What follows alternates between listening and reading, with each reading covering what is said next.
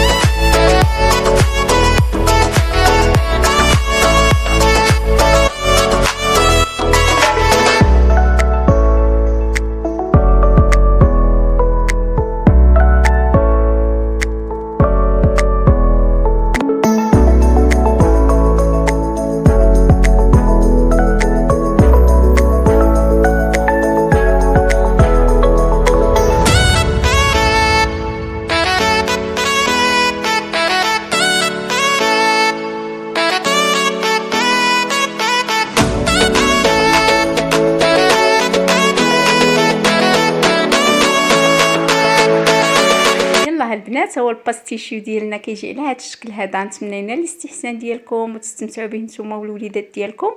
البنات غندوزو دابا نوجدوا واحد لي كريب بالحامض والكريمه ديال البيستاش ان شاء الله. البنات غندوزو دابا نديروا واحد لي كريب بالحامض على بركه الله. البنات عندي كاس ديال عصير ديال الليمون الحامض، عندي كاس ديال الماء، عندي السكر البنات اللي غادي نهز جوج معالق اللي غندير في العجينه، واللي بقى غادي نديرو في الكريمه. عندي جوج ديال البيضات، عندي البنات تقريبا جوج معالق ديال الزيت وشويه ديال الملحه والدقيق اللي غيجمع لي كريب ديالي. يعني ما عنديش العبار مضبوط. بالنسبه للبنات الكريمه فعندي الحليب تقريبا ربعه ديال الحليب، يعني غندير نص ديال المقادير، ما غنديرش مثلا نص طور الحليب وجوج بيضات، غندير ربعه ديال الحليب. عندي هاد الباط ديال البيستاش، عندي واحد المعلقه ديال الزبده، وغادي نهز جوج معالق ديال الطحين باش نعقد الكريمه ديالي. بالنسبه للبيضه البنات فغندير بيضه وبيض في العجينه والصفر غادي نديرو في الكريمه. على بركه الله البنات نبداو في التحضير لي كريب ديالنا.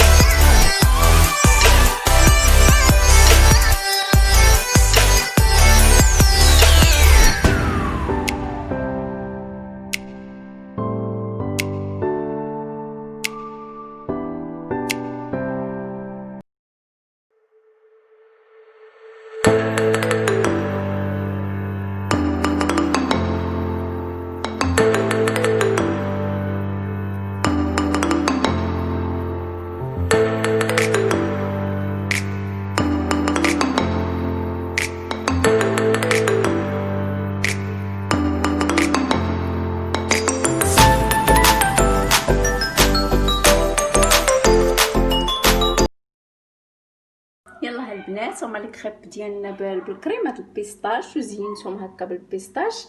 البنات قسمت معكم الغدا والكوتي ديالي ديال هذا النهار. نتمنى لنا الاستحسان ديالكم هذا الفيديو. الا عجبكم ديروا لي لايك وفعلوا الجرس ليصلكم كل جديد. وشكرا.